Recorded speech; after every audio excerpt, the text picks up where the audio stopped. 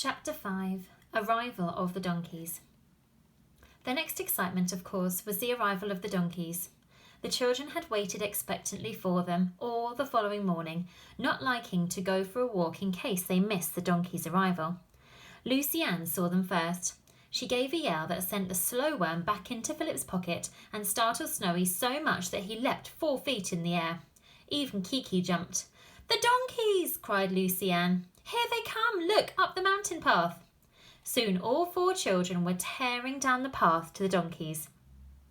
There were 8 of them, strong, sturdy little creatures, with big bright eyes and long tails that whisked the flies away.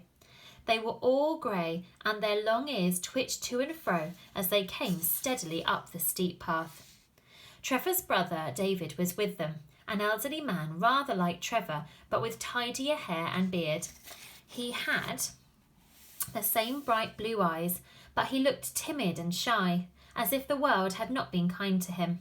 He smiled faintly at the lively children. "Can we ride 4 of the donkeys now?" asked Philip. "We know how to ride. Come on, Lucy Ann, up with you." He gave Lucy Ann a shove, and she was up on the donkey's back. Dinah needed no help. With a leap like Snowy's, she was up at once. The donkeys ambled up the steep path with the children, refusing to trot now that they had heavy weights on their backs. Snowy galloped beside Philip's donkey, half jealous of it, butting it in the legs. "Hello, here we are," cried Jack, ambling up to Mrs. Mannering and Bill. 8 donkeys to choose from. Which are you going to have, Aunt Allie?" David stood by smiling whilst his donkeys were examined and tried. Trevor the shepherd arrived, and the 2 old brothers chatted together in Welsh. Evans and his wife came along, and soon there was quite a company in the farmyard discussing the donkeys. "We badly want to go off on the donkeys into the mountains, Mother," said Philip coaxingly. "Can we? With you and Bill, of course." "To stay a few nights, I mean. Jack and I think there should be a fine lot of rare birds over there in those lonely mountains, and there will be lots of animals too." "It would be rather fun," said his mother. "I haven't camped out for ages, and in this weather it would be lovely. What do you say, Bill?" "I say yes," said Bill, who loved outdoor life and was an old hand at camping. "Do you good, Allie. We could take a couple of extra donkeys to carry the things we want." "Oh, Bill, can we really go?" said Lucy Ann, overjoyed, and Dinah danced round him too. To go off on donkeys into the mountains and take tents and food, what could be more fun? "It will be an adventure," said Dinah. "Not one of our usual ones, of course, but a really nice one. You'll like that, Lucy Ann, won't you?" "Oh, yes," said Lucy Ann, who never really enjoyed a proper adventure whilst it was happening. "I'd like that kind of adventure. When can we go?" "Well, we'd better get used to our donkeys before we think of going," said Bill. "I'm not used to donkey riding, nor is Aunt Allie. We shall be stiff at first, so we'd better get over that stage before we go. Say, next week?" "Oh, I can't wait that long," said Dinah, and the others laughed at her long face. "Evans, where is a nice place to go?" asked Jack, turning to him. Evans considered. He spoke to Trevor in Welsh, and the old shepherd answered him. "He says the Vale of Butterflies is a good place," said Evans. "It is full of birds as well as butterflies." "The Vale of Butterflies, that sounds gorgeous," said Jack, pleased. "Super," said Philip. "Absolutely wizard. We'll go there. Is it far?" 2 days on donkeys, said Evans. Bill calculated.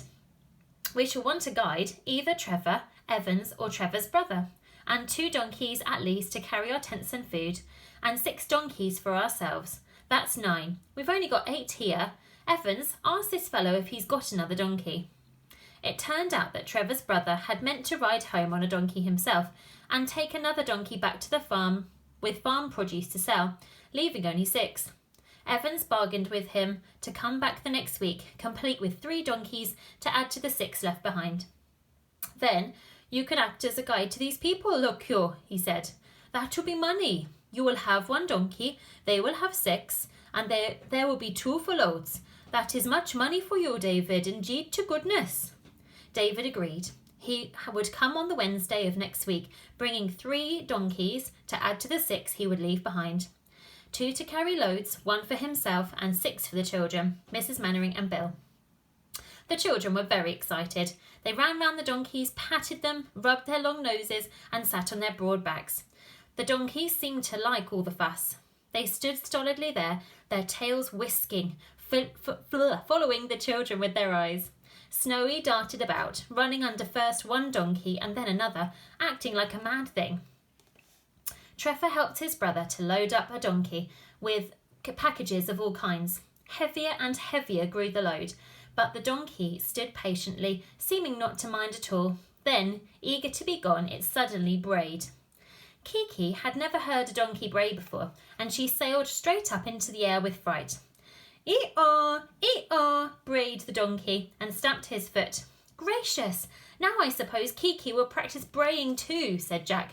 "We shall have to stop her firmly if she does. It's bad enough for a donkey, but brays from Kiki would be frightful."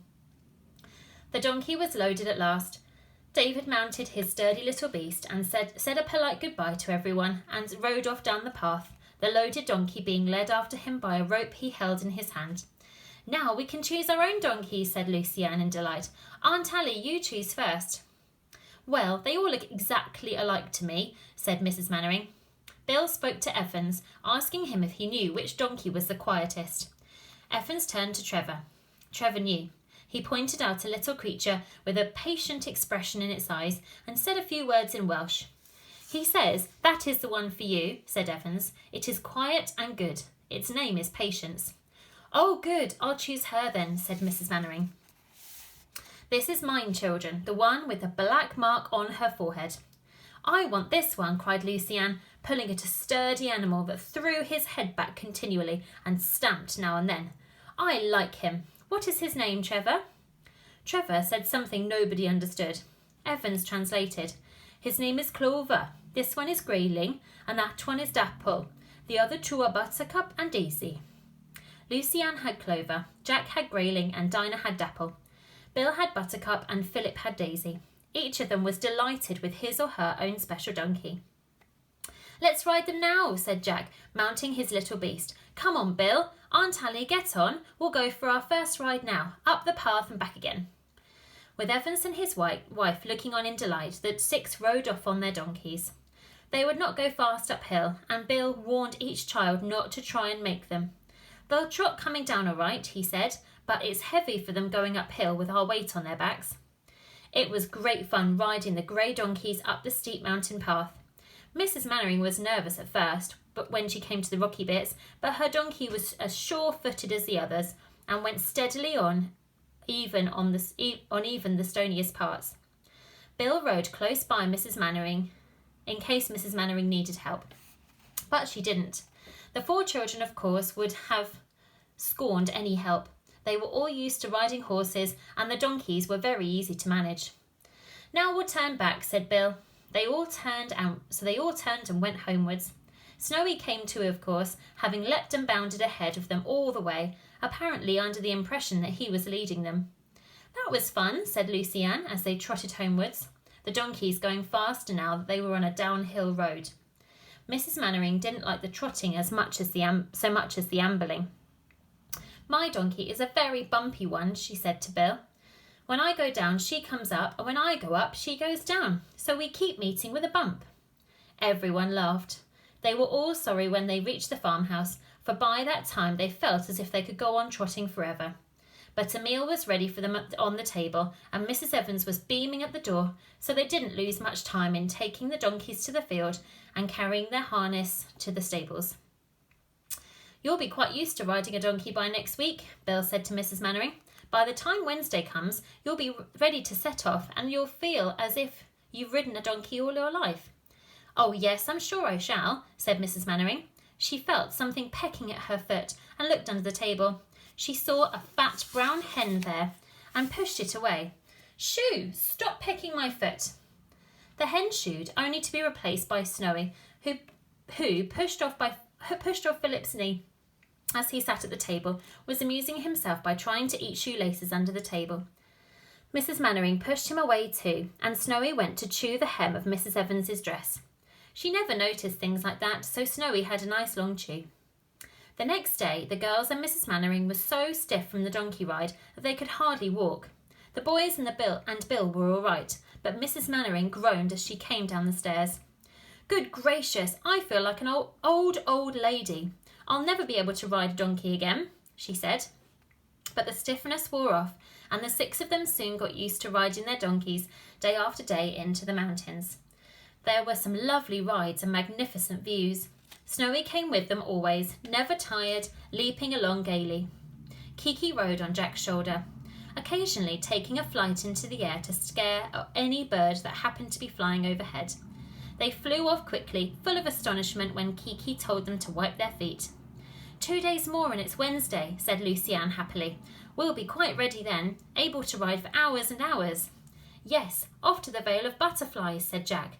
I wonder what it's like. I imagine it to be full of wings and of all colours. Lovely. Oh, hurry up and come, Wednesday, said Dinah. Only 48 hours, and then off we go.